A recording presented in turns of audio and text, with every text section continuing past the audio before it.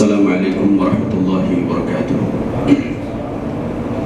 Alhamdulillahi rabbil alamin. Wal 'aqibatu lil muttaqin wala 'udwana illa 'alal zalimin. Wala haula wala quwwata illa billahil 'aliyyil 'azim. Asyhadu an la ilaha illallah wahdahu la syarika lahu wa asyhadu anna Muhammadan abduhu wa rasuluh. Allahumma shalli wa sallim ala nabiyyina Muhammadin wa ala alihi wa sahbihi wa man sara ala nahjihi ila yaumiddin. Wa ba'd. Jamaah yang dimuliakan Allah Subhanahu wa taala. Alhamdulillah Allah berikan kenikmatan kepada kita, nikmat sehat wal afiyat, nikmat keimanan, sehingga Allah bukakan hati kita untuk selalu menerima ajaran-ajarannya, petunjuk-petunjuknya, sehingga kita menjadi hamba-hambanya yang saleh, hamba-hambanya yang benar. Amin Allahumma amin. Jamaah maka Allah Subhanahu wa taala melanjutkan ayat surat Al-Baqarah ayat 35. A'udzubillahi minasyaitonir rajim. Wa qulna ya Adam uskun anta wa zawjukal jannata wa kula minha ragadan haitsu syi'tuma wa la taqrabu hadhihi asy-syajarata fatakuna minadh dhalimin. Wa qulna ya Adam, dan kami katakan hai Adam, uskun anta wa zawjuka, uskun anta, tinggallah kamu, wa zawjuka, dan istrimu dan pasanganmu, al-jannata, di surga, wa kula minha, dan makanlah kalian berdua darinya, dari surga itu, ragadan, apa yang kamu berdua suka, apa saja yang kamu inginkan, haitsu syi'tuma, apa saja, haitsu syi'tuma, sekalinya kalian berdua inginkan, wala taqrabu hadhihi syajarah, tapi jangan mendekat kalian berdua hadhihi syajarah, pohon ini, fatakuna minadh dhalimin, maka fatakuna minadh dhalimin, maka kamu berdua akan menjadi orang-orang yang zalim. Setelah Allah Subhanahu wa taala menyebutkan proses perencanaan, kenapa Allah harus menciptakan Adam dengan berbagai macam interupsi dari malaikat dan makhluk-makhluk lain, ya terutama malaikat. Akhirnya Allah ciptakanlah Adam. Dan setelah Adam diciptakan, tidak begitu saja dibiarkan, tapi ada pesan. Allah sampaikan, ya Adam, uskun, tinggallah. Lafaz ayat ini mengambil kata uskun dari kata sakana yaskunu, bahasa Arab, yang artinya tinggal. Tidak mengambil kata bata yabitu atau menginap, bermalam, menetap, tidak. Para tafsir, ahli tafsir mengatakan kata sakana itu punya dua pengertian. Bisa punya pengertian tinggal untuk selamanya, bisa punya pengertian tinggal untuk sementara. Makanya kalau dalam bahasa Arab ada istilah maskan. Maskan itu tempat tinggal, tapi bukan tempat menetap. Istilah maskan bisa disebut asrama atau mes, atau disebut juga dengan sakan. Kata sakana punya pengertian lain. Sakana sukun itu punya pengertian al-hudu atau tenang. Jadi tempat tinggal, tempat yang ditempati dalam rangka supaya tenang. Makanya kalau supaya tenang, ketika dia menempati itu tidak tenang, maka dia akan pindah. maka disebut dengan sakan. Dia akan mencari sakan, mencari tempat yang tenang. Jangan maka Allah Subhanahu wa taala. Maka untuk itu surga nantinya kan ini tempat sementara bagi Adam, sehingga Allah pakai kata-kata uskun, tidak pakai kata bit. Beda kalau dengan dalam bahasa Arab disebut dengan bait. Bait itu artinya rumah. Jadi kalau Bapak kenalan dengan orang Arab, ditanya aina taskun, di mana kamu tinggal, sebutkanlah tinggal saat ini. Jadi kita tinggal, misalnya kalau di Arab, di Mesir misalnya, saya tinggal di sini. Kalau di Australia saya tinggal di sini gitu. Atau kalau di Saudi saya tinggal di sini. Posisinya dari Saudi. Tapi kalau ditanya aina baituka, di mana rumahmu? Jangan dijawab rumah saya di Saudi, karena kita orang Indonesia. Bait TV Indonesia. Jadi kalau bait itu harapannya tidak pindah. Bait itu harapannya adalah kita di situ untuk selamanya.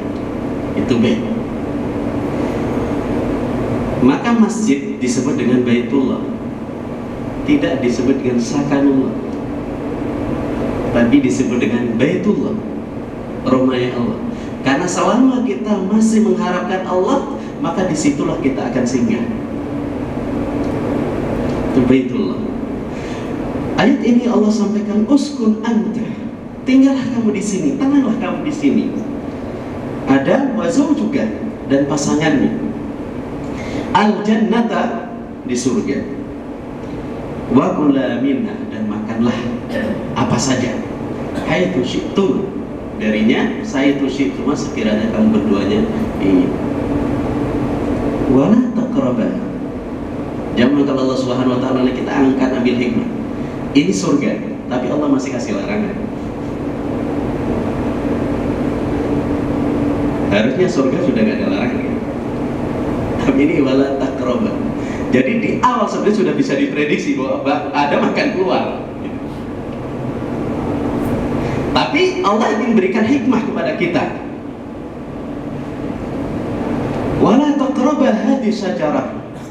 Janganlah kalau berdua mendekat ini. Allah berikan hikmah kepada kita.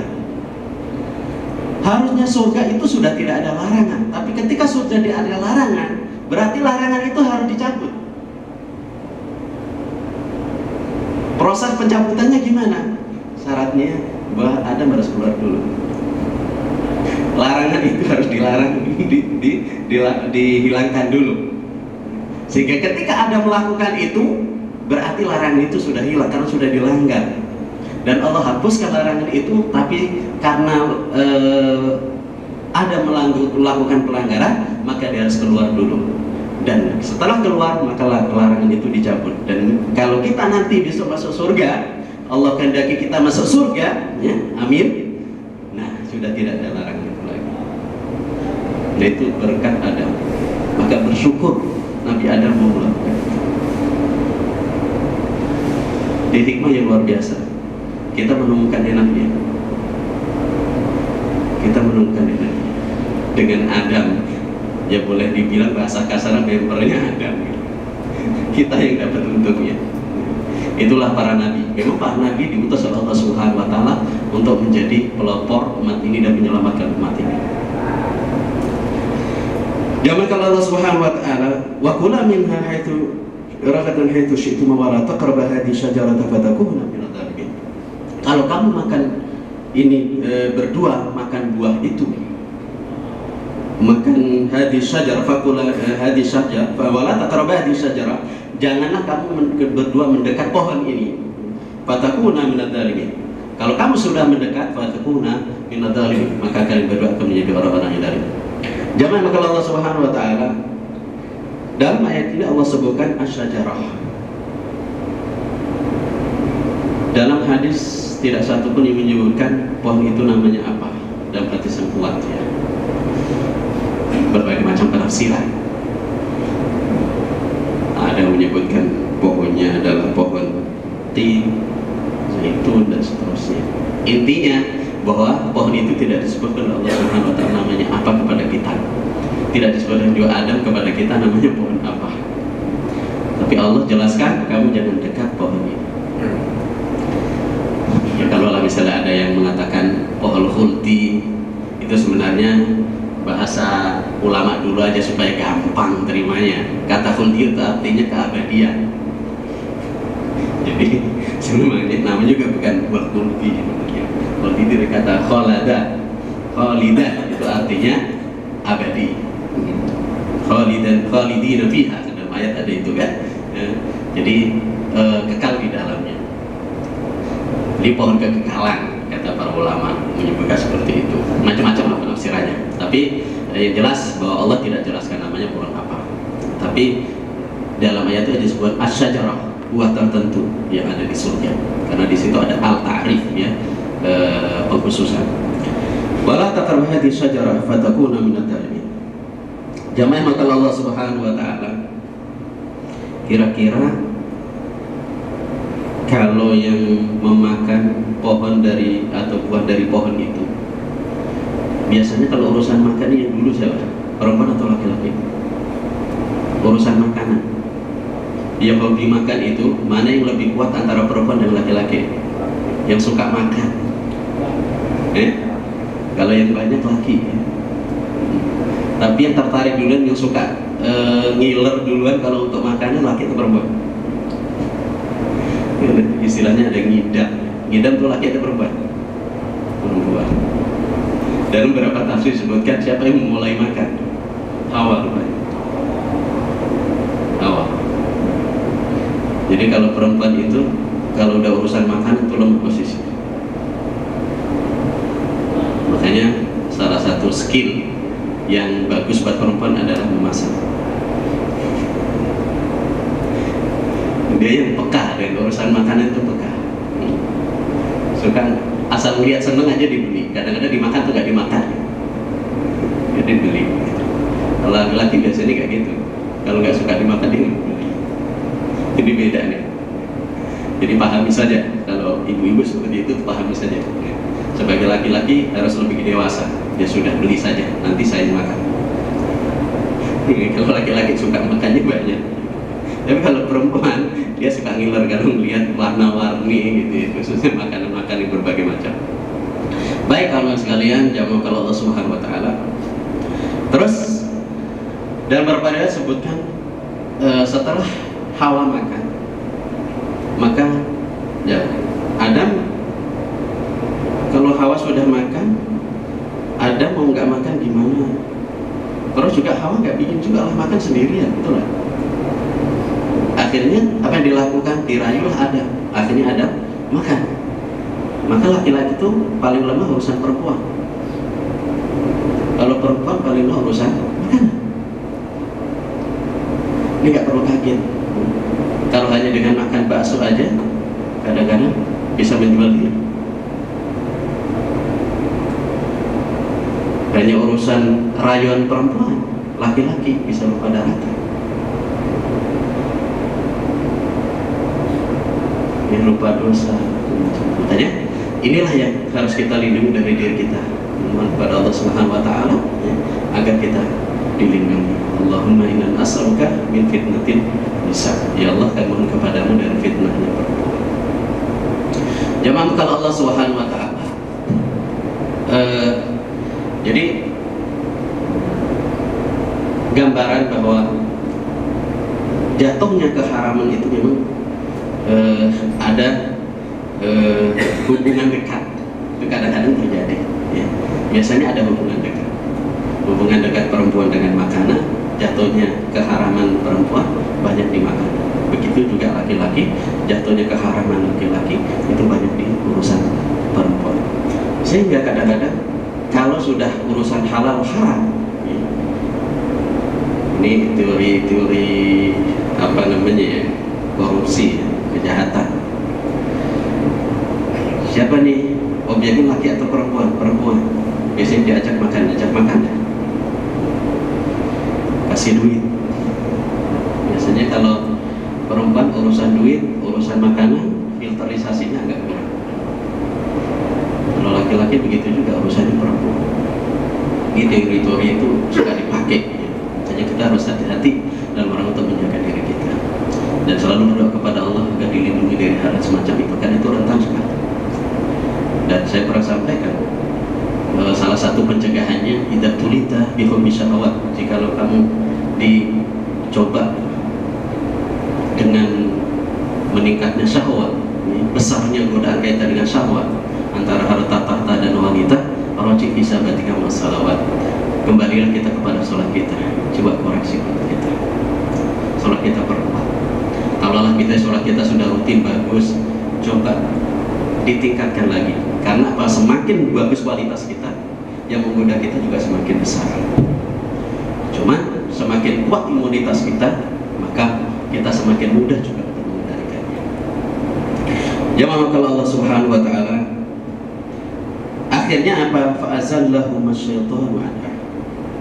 Karena digoda oleh syaitan, fa'azallahum, maka menggelincirkan keduanya asyaitanu, syaitan, anha, dari pohon itu. Fa'akhrajahuma, maka Allah mengeluarkan keduanya, mimma kana fi, dari apa-apa yang tadinya mereka berdua ada di dalamnya.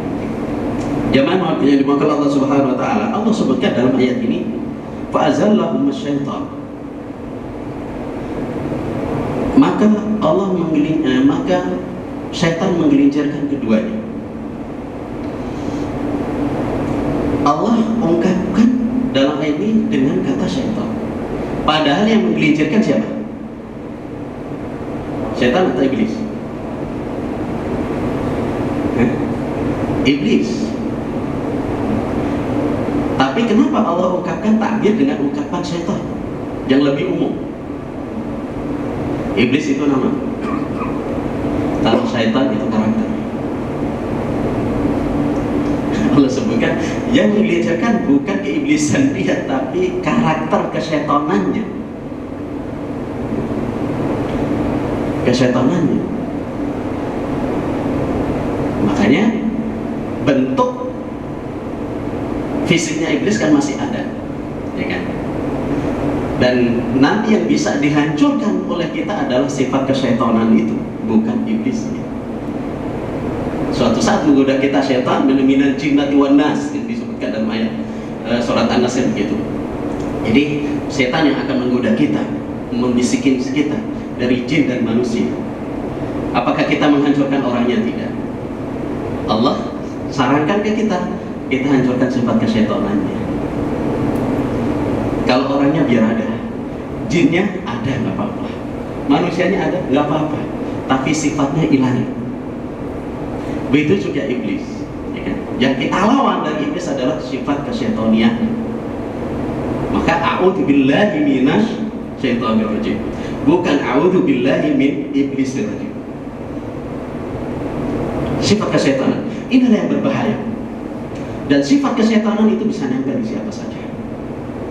Jamaah, maka Allah Subhanahu wa taala fa'azallahuma syaitanu anha fa'akhrajahuma, maka Allah keluarkan keduanya, mimma kana fi, dari apa-apa yang mana keduanya tadinya ada di dalamnya.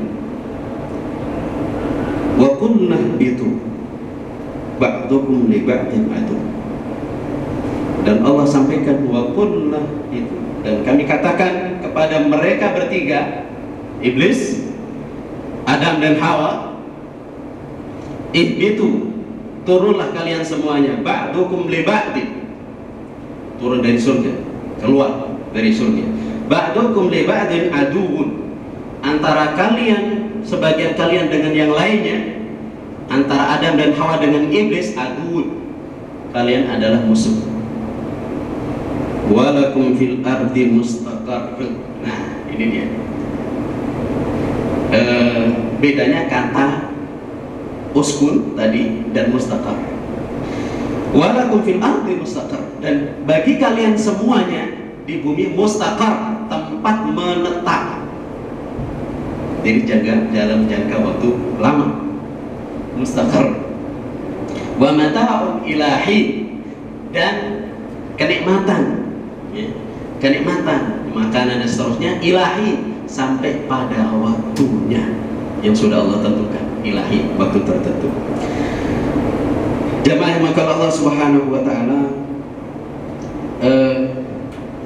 ketika sudah dikeluarkan, maka Allah tetapkan bahwa berdua ini dua golongan ini akan menjadi musuh untuk selamanya. Dan masing-masing mereka punya tempat, punya base camp. Dan masing-masing mereka pun punya diberikan kehidupan oleh Allah Subhanahu wa taala. Diberikan kehidupan oleh Allah Subhanahu wa taala. Maka nantinya iblis akan diabadikan oleh Allah dan tidak dicabut nyawanya sehingga nanti hari kiamat.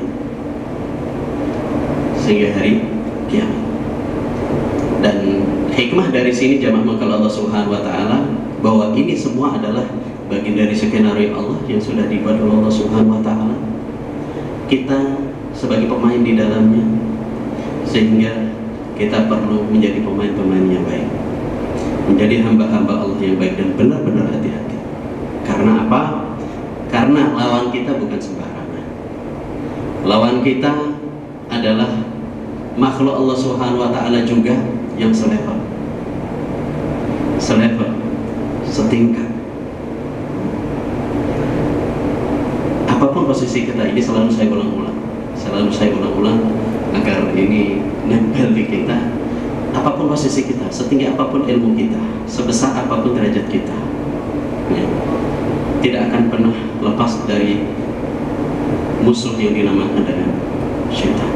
Sesuai kapasitas kita, di situ juga level musuh kita. Yang mau dari profesor, mau dari dokter, mau apapun keahlian kita, ya, secanggih apapun, karena secanggih apapun kita, lawan kita juga segitu juga besarnya. Karena iblis kan nggak pernah mati, jadi muridnya iblis juga banyak. Kalau dibilang profesor, siapa yang paling pintar di dunia ini? Iblis yang lebih pintar dari dia. Jadi kalau untuk menggoda profesor gampang bagi iblis. Maka jangan pernah merasa selamat, tapi kita harus hati-hati. Yang kedua, jangankan kita, kurang apa sih Adam? Adam itu siapa yang mengawal? Dikawal sama Allah, ilmunya wahyu, ya kan? Ada Allah, ada wahyu. Tentu juga disandingi dengan malaikat yang menurunkan wahyu. Tapi masih bisa belasan. Bagaimana kita? Kita yang mendampingi siapa? Tidak ada. Ya. Maka jangan pernah jauh dari wahyu. Jangan pernah jauh dari Al-Quran. Karena semua itu yang mendampingi kita hanyalah ajaran-ajaran itu dan ayat-ayat itu. Ibadah-ibadah kita yang mendampingi kita. Karena Allah nggak kasih spesial kita didampingi, bahwa kamu saya dampingi dengan malaikat kiri kanan yang akan negur kamu, enggak. Malaikat yang ada di kiri kanan kita nyatet doang, tugasnya cuma nyatet. Jadi kita ini dilepas, sehingga kita perlu cari perlindungan. Perlindungan apa yang akan kita cari? Ya perlindungan kita kepada Allah. Dengan mendekatkan dengan ayatnya, Allah akan coba monitor kita. Dengan terus kita ibadah kepada Allah, mencari kasih sayang Allah, maka Allah akan sayangi kita. Allah akan jaga kita. Yang di awal saya sampaikan, ikhwadillah ya fadkin, jagalah Allah maka Allah akan menjagamu. Jadi jangan pernah lepas. Kalau jauh, semakin jauh kita, naudzubillah, khawatir. Adam saja bisa kalkulasi. Siapa sih dari 25 nabi yang gak digoda oleh iblis kita? Semua kena. Hanya statusnya beda dengan kita. Kalau mereka maksum, ketika digoda Allah segera rehabilitasi, Allah kasih jalan keluarnya untuk tobat. Setelah tobat selesai, Allah ampuni dosanya, clear. Kalau kita nggak ada jaminan. Maka untuk itu kita harus semakin giat. Jangan melihat begini, jangan berpikir lah kan nabi. Kalau kita mah enggak, justru itu. Karena kita bukan nabi, maka kita harus semakin giat. Karena nggak ada perlindungan buat kita, nggak ada level. Itulah yang perlu kita hayati dan kita renungi. Bahwa spiritual agama ini, ibadah ini ada kebutuhan buat kita. Bukan kebutuhan Allah, tapi kita yang butuh untuk melindungi diri kita sendiri. Akhir kata jamaah kalau Allah Subhanahu wa taala, fatalaqa Adamu min rabbih kalimatin fataba alaihi innahu tawwabur rahim. Kemudian Allah fatalaqa Adamu min rabbih. Kemudian Allah bersimpuh kepada Rabbnya. Adam bersimpuh kepada Rabbnya, maaf. Fatalaqa Adam, maka Adam bersimpuh kepada Rabbnya. Min rabbih kalimatin, dan menyampaikan kalimat-kalimat. Menyampaikan kalimat taubat maksudnya. Fataba alaihi, lantas Allah mengabulkan doa tobatnya, yaitu doa yang dibacakan atau yang disampaikan oleh Adam. Rabbana zalamna anfusana wa illam taghfir lana wa tarhamna lanakunanna minal khasirin. Rabbana zalamna anfusana, ya Rabb kami sungguh kami telah menzalimi diri kami. Wa illam taghfir lana, jikalau engkau tidak mengampuni kami, wa tarhamna, dan menyayangi kami, lanakunanna minal khasirin, niscaya sungguh-sungguh kami akan menjadi orang-orang yang merugi. Itu doa yang disampaikan oleh Adam kepada Allah Subhanahu wa ta'ala, sehingga Allah mau mengampuni dosanya dan Allah menerima taubatnya. Begitu juga kita, ya. Bacalah apa yang dibaca oleh para Rasul, karena itu adalah sebaik-baiknya bacaan. Doa apa yang baca doa itu oleh para Rasul dan disebutkan dalam Al-Quran, karena itu adalah ungkapan doa yang terbaik di sisi Allah. Karena dengan bacaan itu Allah mengabulkan mereka, dan kita meniru mereka supaya Allah mengabulkan doa kita. Innahu huwa tawwabur rahim, dan sesungguhnya Allah Maha Penerima Taubat lagi Maha Kasih Sayang. Jamaah yang dimuliakan Allah Subhanahu wa taala. Jadi apapun kondisi kita sebagai manusia, ijab kalau Allah Subhanahu wa taala ada plus dan minusnya. Ada kebaikan kita lakukan, tapi ada dosa yang kita lakukan. Itu kita harus selalu memperhatikan dan selalu mencoba terus melihat kesalahan kita agar Allah mengampuni dan kita beristighfar kepadanya, agar Allah mengampuni dosa-dosa kita. Dan dengan taubat dan istighfar kepada Allah setiap saat, itulah yang akan menjadi sarana kita untuk menarik kasih sayang Allah Subhanahu wa taala, sehingga Allah Ar-Rahim, Allah yang mempunyai kasih sayang, akan memberikan kasih sayangnya kepada kita baik di dunia dan di akhirat nanti, sebagaimana Allah memberikan kasih sayang kepada Adam dan Hawa alaihissalam. Begitu saya sampaikan, semoga bermanfaat. Billahi taufik. Wassalamualaikum warahmatullahi